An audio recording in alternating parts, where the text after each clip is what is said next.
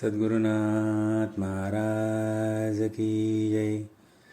ज्या ज्या ठिकाणी मन जाय माझे, त्या त्या ठिकाणी निज रूप तुझे. मी ठेवितो मस्तक ज्या ठिकाणी, तेथे तुझे सद्गुरुपाय दोन्ही. सद्गुरुनाथ महाराज की जय. अष्टावक्र गीता अध्याय 1 श्लोक क्रमांक 4. यदि देहं पृथक्कृत्य चित्ते विश्रम्य तिष्ठसि, अधुनैव सुखी शांतो बंधमुक्तो भविष्यसि. जर तू देहाला स्वतःपासून अलग करून चैतन्यात स्थिरावलास, तर आत्ता या क्षणीच तू सुखी, शांत व बंधमुक्त होऊन जाशील.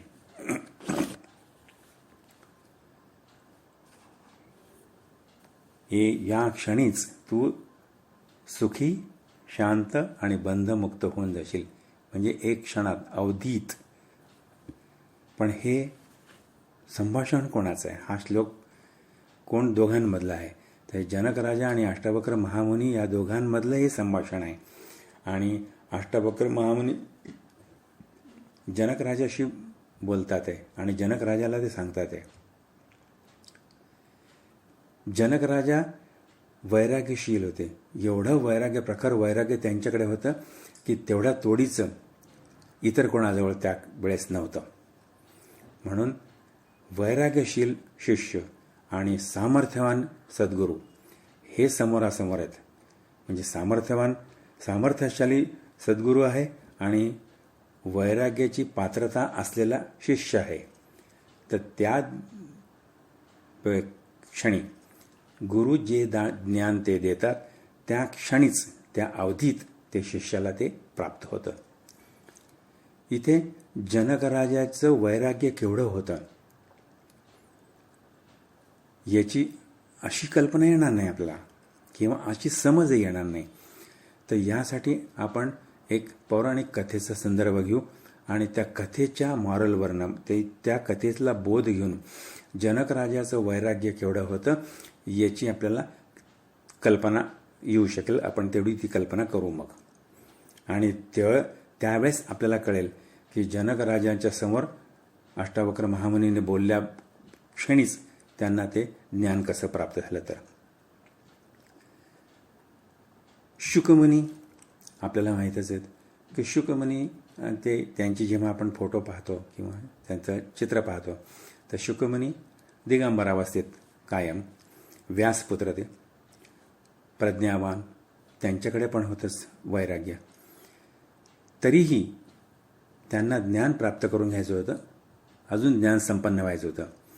त्यांनी त्यांच्या वडिलांना विचारलं, म्हणजे व्यासांना विचारलं, पितामह, मला जर अजून ज्ञान प्राप्त करून घ्यायचं असेल तर त्यासाठी मला काय करावं लागेल?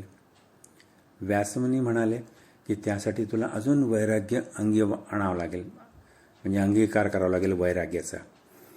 तर म्हणाले की हे वैराग्य मला कसं अंगीकार करता येईल, किंवा मला हे कुठे प्राप्त होईल, किंवा मला याची शिक्षा कोण देईल, याचं शिक्षण मला कोण देईल? व्यासमुनी म्हणाले की तू असं कर, जनक राजाकडे जा आणि जनक राजाकडून वैराग्याचे धडे घेऊन ये. त्यांच्याकडे हे वैराग्याचे शिक्षण तू घे. शुकमुनींना खूप आश्चर्य वाटलं की जनक राजा एक राजा, वैभवशाली, सगळ्याच प्रकारच्या भोगामध्ये रमलेला असेल आणि त्याच्याकडे जाऊन आपण काय वैराग्याचे धडे घेणार? पण पित्याची आज्ञा, केवळ पित्याची आज्ञा म्हणून ते तिथून निघाले. पित्याची आज्ञा घेतल्याच्या नंतर जनक राजाकडे ते निघाले. निघत असताना वाटेत एका ठिकाणी एक सुंदर तलाव होता.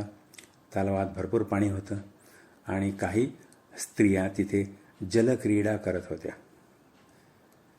आणि हे शुकमुनी त्या वाटेने चाललेले होते. शुकमुनी कुठे चाललेले आहेत हे पाहण्यासाठी केवळ उत्सुकतेपोटी नारदमुनी पण त्यांच्या पाठीमागे चालले होते की हे शुकमुनी इकडे कुणीकडे निघालेले आहेत. केवळ कुतूहल म्हणून ते थोडंसं अंतर ठेवून लपतछपत त्यांच्या मागे चालले. तो तलावा आला. तिथे त्या स्त्रिया ज्या जलक्रीडा करत होत्या तिथून शुकमुनी चाललेही गेले. तरीही त्या जलक्रीडा करणाऱ्या स्त्रियांना काहीही अवघडल्यासारखं वाटलं नाही. हे नारदांनी पाठीमागून पाहिलं आणि ज्यावेळेस नारद तिथे पोहोचले त्या तलावाच्या तिथे, तर त्यावेळेस जलक्रीडा करणाऱ्या स्त्रियांना लज्जा उत्पन्न झाली आणि त्यांनी अंगावरची सगळी वस्त्रे थोडीशी सावरून धरली. थोड्या यांचंही मन नारदमुनीचं खट्टू झालं की शुकमुनी गेले तर यांनी काहीच नाही हालचाल केली आणि मी आल्याबरोबर यांनी सगळे वस्त्र सगळे नीट आवरून घेतले त्यांची. तरी राहवल्याच गेलं नाही म्हणून त्यांनी विचारलंच त्या स्त्रियांना की शुकमुनी तर इथनं गेले, त्यावेळेस तुम्हाला काही लज्जा उत्पन्न झाली नाही आणि मी इथे आल्याबरोबर तुम्ही वस्त्र आवरले, मला फक्त फरक समजून घ्यायचा आहे म्हणे. तर त्या स्त्रिया म्हणाल्या, शुकमुनी जेव्हा इथनं गेले तर शुकमुनींचं वैराग्य आम्हाला माहिती आहे. शुकमुनींना त्यावेळेस त्या इथून जेव्हा गेले तर त्यांच्यापुढे सृष्टीच नाही असं त्यांचं वर्तन होतं. म्हणजे इतके ते स्वतःच्या आत्मानंदामध्ये इतके लीन झालेले होते की त्यांच्यासाठी सृष्टीचंच अस्तित्व नव्हतं. मग जर जिथे सृष्टीचंच अस्तित्व नाही तर आमच्या अस्तित्वाची ते दखल घेतील याची अजिबात सुतराम शक्यता नसल्यामुळे आम्ही अगदी आनंदात निर्धास्त होऊन जलक्रीडा करत राहिलो. पण ज्यावेळेस तुम्ही इथनं निघालात, तुम्हाला पाहिल्यानंतर तुम्ही आमच्याकडे पाहणारच. जनकल्याण करण्यासाठी का होईना, पण कोण कुठे काय करते ही तुमची चौकस वृत्ती असल्यामुळे त्या चौकस वृत्तीच्या दृष्टिकोनातून का होईना पण तुमची नजर इकडे वळू शकते आणि ती वळलीच होती म्हणून आम्ही आमचे ते वस्त्र नीट सावरून घेतले. बाकी हेतू काहीच नाही. तुमचंही हे मन शुद्ध आहे, त्याबद्दल वाद नाही. पण शुकमुनींचं वैराग्य तेवढं असल्यामुळे सृष्टीच त्यांच्या लेखी नाही आहे, तर आम्ही स्त्रिया तर अजिबातच नाही, खिचगणती ते नाही. असो, ती कथा एवढी होती. शुकमुनींचं वैराग्य एवढं होतं, एवढं वैराग्य प्राप्त ऑलरेडी असलेले, स्वतःच्याजवळ असलेले ज्ञान प्राप्त करून घ्यायचं आहे म्हणून जनक राजाकडे निघाले. आणि जनक राजाकडे निघाल्यानंतर तो कथा थोडीशी वेगळी आहे, तिला आपण कधीतरी एखाद्या वेळेस तिची चर्चा करू. सांगायचं मतलब असा आहे की, आणि हे चर्चेचा विषय असा की एवढं वैराग्य शुकमुनींच्या जवळ होतच तरी ते जनक राजाकडे वैराग्याचे झाडे गेले. म्हणजे जनक राजाचं वैराग्य किती होतं याची आपल्याला पुसटशी कल्पना येते. असे वैराग्यशील जनक राजा, त्यांना अष्टावक्र महामुनी सांगतात ते. म्हणजे एवढं वैराग्यशील, एवढी पात्रता असलेला शिष्य आहे आणि अष्टावक्र महामुनीसारखा सामर्थ्यशाली सद्गुरू त्यांच्या पुढे आहे.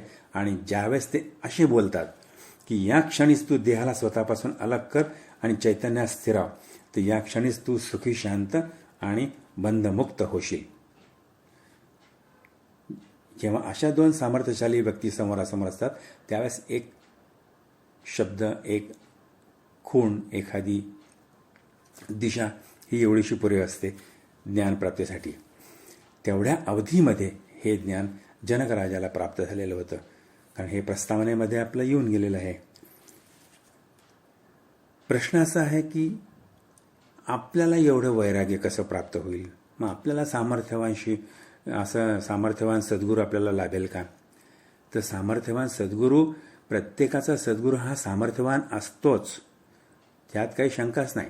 त्याचं स्वरूप वेगळं असेल, त्याचं रूप वेगळं असेल, त्याची समजून सांगण्याची भाषा वेगळी असेल, लखब वेगळे असेल, पण गुरुचं सामर्थ्य हे निश्चितच असतं आणि त्या गुरुच्या सामर्थ्याशिवाय आपल्याला हे ज्ञान प्राप्त होत नाही.